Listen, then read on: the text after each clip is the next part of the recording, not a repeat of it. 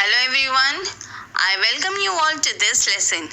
Today I am going to take up the topic on important questions based on Chief Seattle's speech. So here I begin. My first question is, give the meaning of the line, "Yonder sky that has wept tears of compassion upon my people for centuries untold." Answer. Chief Seattle says that circumstances have been favorable for his people for countless centuries. His tribe has prospered and reached its glory during this period. He says that nature has sympathized with his people for many centuries. Question number 2. Give the appropriateness of the title. The title, Chief Seattle's speech, is apt and suggestive because it is a rendition of his views about the white people, his apprehensions and his reconciliations for the sake of the survival of his people. He speaks about the propositions made by the white chief, his acknowledgement of friendship, his fears for the safety and survival of his people, and about their ecological responsibility. Question number 3. Why does the speaker say, "Tomorrow it may be overcast with clouds"? Answer. Chief Seattle fears that the day is not far when their race might disappear. Seattle says this because he has to take tough decisions of surrendering their land to white people in return for protection from lurking enemy tribes. Question number 4. Who is the great chief at Washington? What has the great chief done to Seattle and his people? Answer.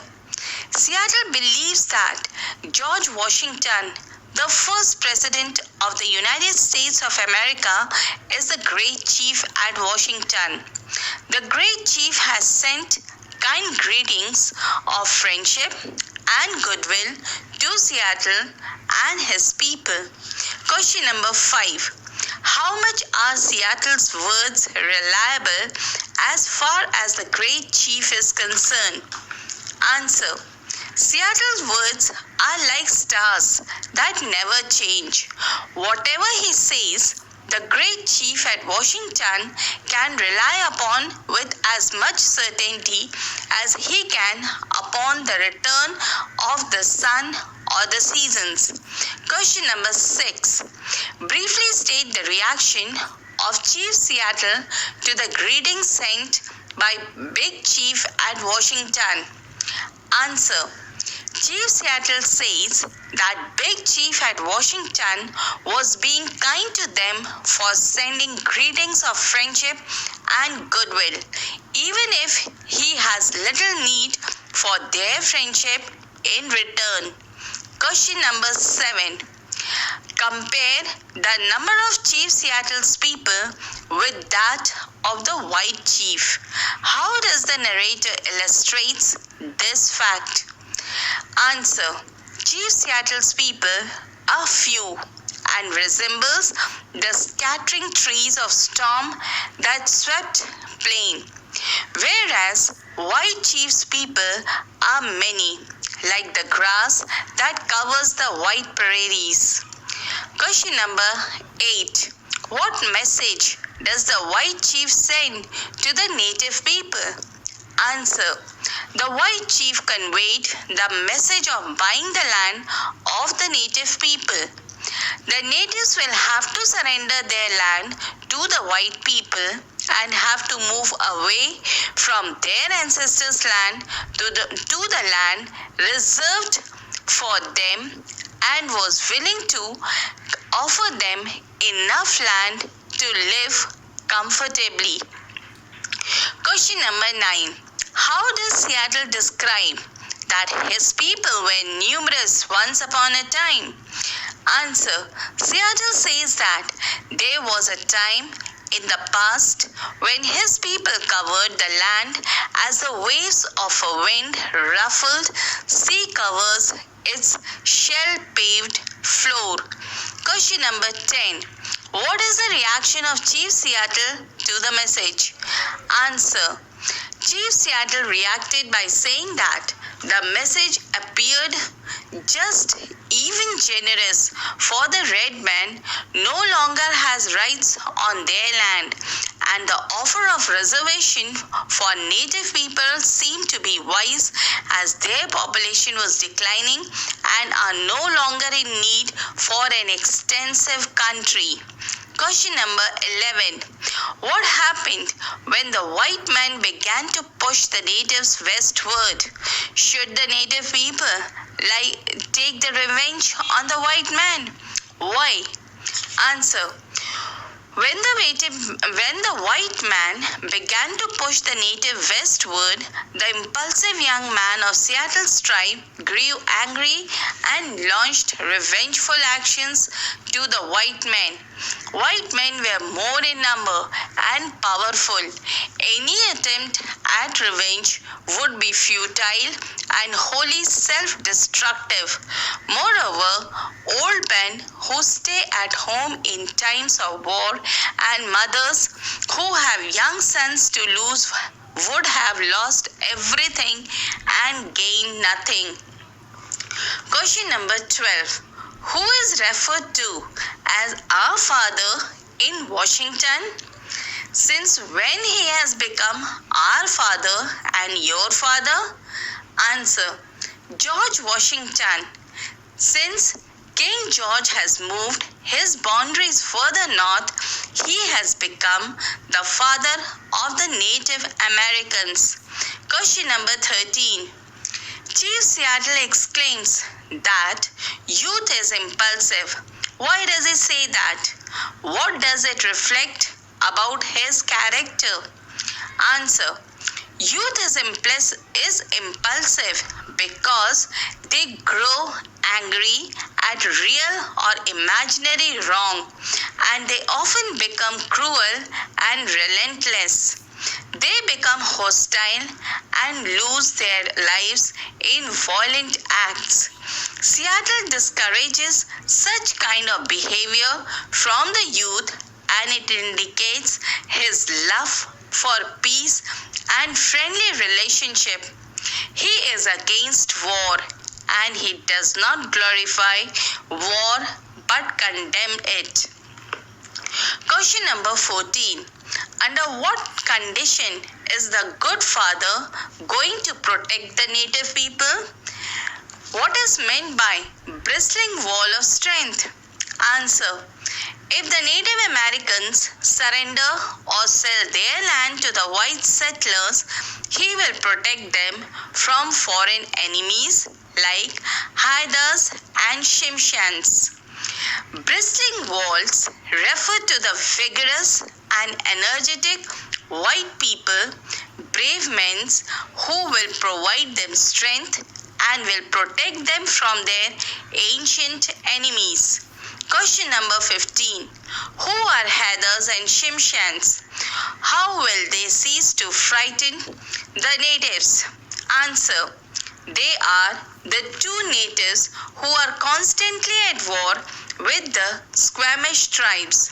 Haidas are indigenous people of North America, whereas Shimshans are North American Indians of Northwest coast. The white chief's brave men will provide the natives strength, and his ship would fill their harbors so that Haidas and Shimshans cease to frighten the natives. Question number 16. How does Chief Seattle prove that the white man's God is not the God of the natives? Answer. The God of the natives, man loves his people and hates Seattle's people. He protects them lovingly and leads them like a father leads his infant son.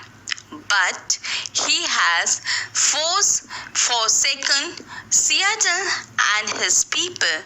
Question number 17. Who is referred to as the God of the natives? Why does he seem to have forgotten them? Answer. The Great Spirit is referred to as the god of the natives.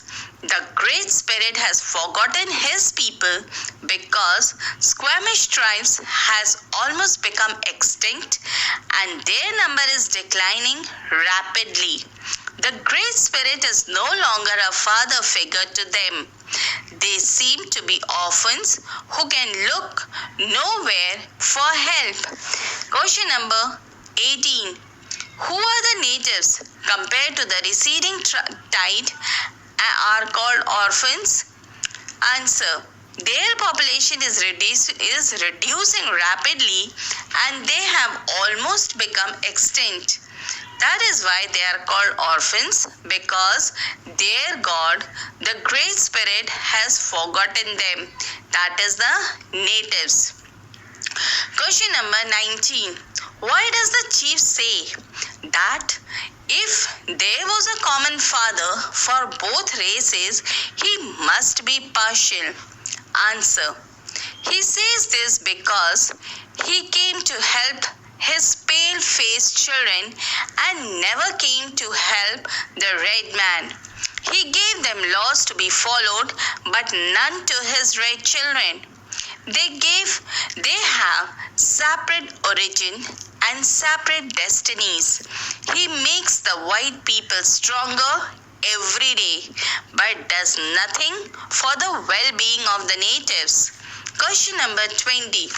Give examples to prove the statement when the chief says we are two distinct races with separate origins and separate destinies. Answer. The two distinct races were the Native Americans and the white colonists. The native origin is the American land, and that is being contested. The whites belong to Europe, who came and colonized their Native Americans.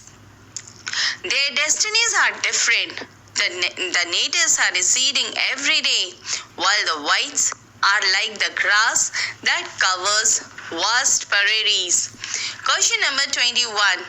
How does the speech of Seattle of the chief show that his people were oppressed? Answer. The white unjustly exercised authority over the Native Americans. It is the native land that the big chief in Washington wished to buy, but wish is a word sarcastically used by Chief Seattle. The whites are so powerful in terms of their army and navy that the red Indians need to bow down. Chief Seattle says that whites are willing to allow them enough land to live comfortably, which is symbolic of their master-slave relationship. Question number 22. Give the meaning of A. Tablet of stone. Answer. It refers to the words written on the stone tablets that later were brought down from the Mount Sinai by Moses. The tablets were also known as the 10 Commandments.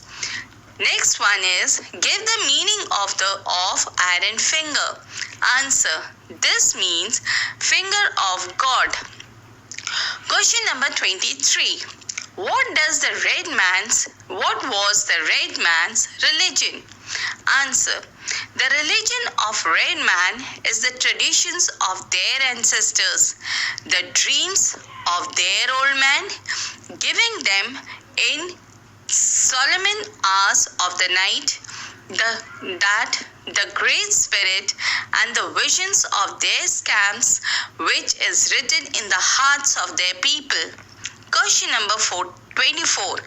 Compare the religion of the white man with that of the red man. Answer. The religion of the red man is the traditions of their ancestors, the dreams of their old man, given them in solemn hours of the night by the Great Spirit. The vision of their scams and is written in the hearts of the people, whereas the the white men followed Christianity, and it was written by the iron finger of their God, symbolizing strict adherence to rules and principles. The God of their religion is partial and has forsaken his red children. Seattle says that this God loves only his pale-faced children and not the natives. Question number 25. How can you conclude that the natives are more dependent on their ancestors than the white men? Answer. Seattle says that the ashes of his ancestors are sacred and their resting place is hallowed ground. They love to stay in the land where in their ancestors' graves memories are alive, whereas the whites wander far from their ancestors' graves. The whites, once they are dead, forget their native land and never return.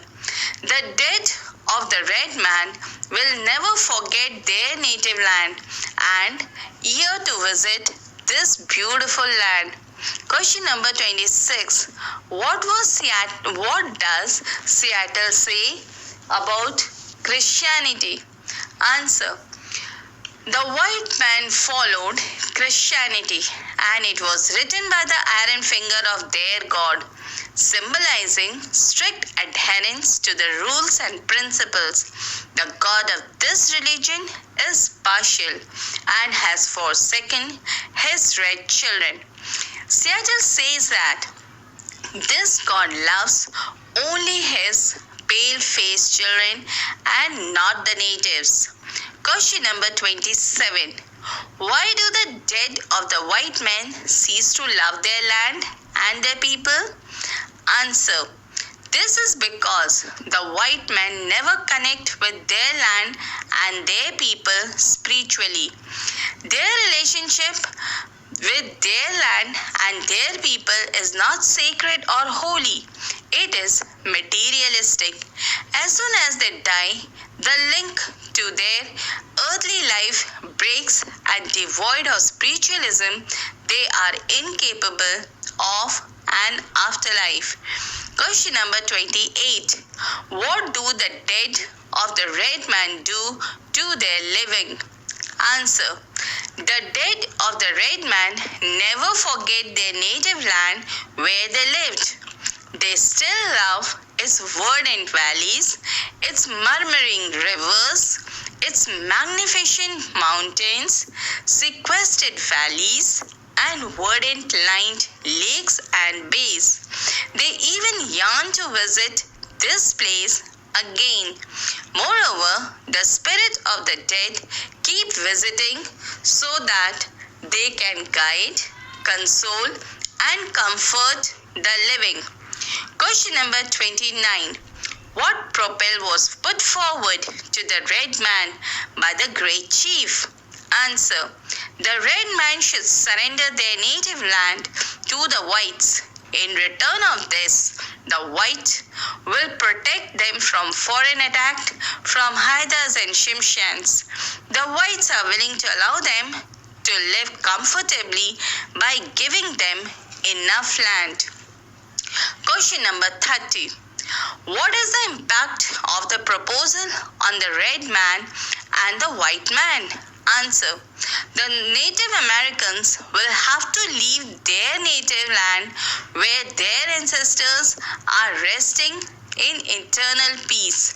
They will lose their land, which is full of memories. The land that they have been asked to sell is sacred for them. The whites are unjustly exercising authority over them. The whites are powerful in terms of their army and navy. That is why the red Indians have to bow down. The whites are willing to allow them enough land to live comfortably, which is symbolic of the master and slave relationship. Question number 31. What role do the dead man play for the living? How do the dead red man show that they are an intimate part of the nature? Answer. The Native Americans would be transported to reality beyond what is left by the senses. The shores, the pathless woods, the field would never be empty of their spirits. The land will make them eternal. In all the earth, there is no place dedicated to solitude, and hence they will be a part of land forever. Their spirits will still love this beautiful land and its magnificent mountains and sequestered vales. Their deaths here would not be death, but only a gateway to the eternal world. Question number 32. How was the chief shown earlier that he is not happy about the fate of his people? Answer. He feels that as if not a single star of hope hovers above the native horizons. The winds moan and grim, fate follows them. Their situation is similar to a wounded doe that is being hunted down. Moreover, he feels that in a few more years, their race will disappear. This is how he reflects his unhappiness about the fate of the people. Question number 33. How is the order of nature referred to by the chief? How does he hint that justice will be done at the end? Answer. Every person, tribe, or culture that has risen to great glory would definitely meet its fall one day, and that would surely be the day of justice. Seattle believes that time will come when whites would also be moving towards their inevitable doom. Question number 34. What is referred to white man's God who walked and talked with him? Answer. This is a reference to the biblical God that has 10 commandments that always supported and guided the white men. Question number 35. Give the meaning and significance of "we may be brothers after all." Answer. Seattle believes that white settlers too will have their decay one day. It would be then that the white men and the red men would share a common destiny. They would be brothers only when the whites would be able to empathize the red men. Question number 36. What could be the common destiny of men? How does Chief Seattle foresees the unity of all human beings? Answer. The common destiny of man is that his decay is inevitable. It is through the white man's decay the Seattle foresees the unity of all beings. He says, "We may be brothers after all. We will see." Question number 37. Explain why there is no place dedicated to solitude. Answer. This is because even after the last native has perished, shores will swarm with the invisible dead of Seattle's tribe. The natives' love for their land makes them immortal. Thus, the white will never be alone. Question number 38. When do the shadowy spirits visit the place? Answer. The shadowy spirits visit the places at night, when the streets of the white cities are silent and it is falsely believed that they are deserted. Question number 39. When would the memory of the tribe be a myth among the white men? Answer. The memory of the tribe would become a myth among the white men when the last red man shall have perished from the native land. But this would be momentary, as it would be the swarm with the invisible dead of the tribe. Question number 40. And this is the last question. What is the attitude of the dead towards the object of nature? Answer. Native Americans, even after death, don't forget the world that gave them their being and identity. They keep on loving its valleys, its rivers, its magnificent mountains, and its lakes. The dead feels one with the nature and its surroundings. So, dear children, with these 40 questions and answers, I end my lesson. Hope these are enough for you to understand this lesson and will prove beneficial for you in your study. Thank you.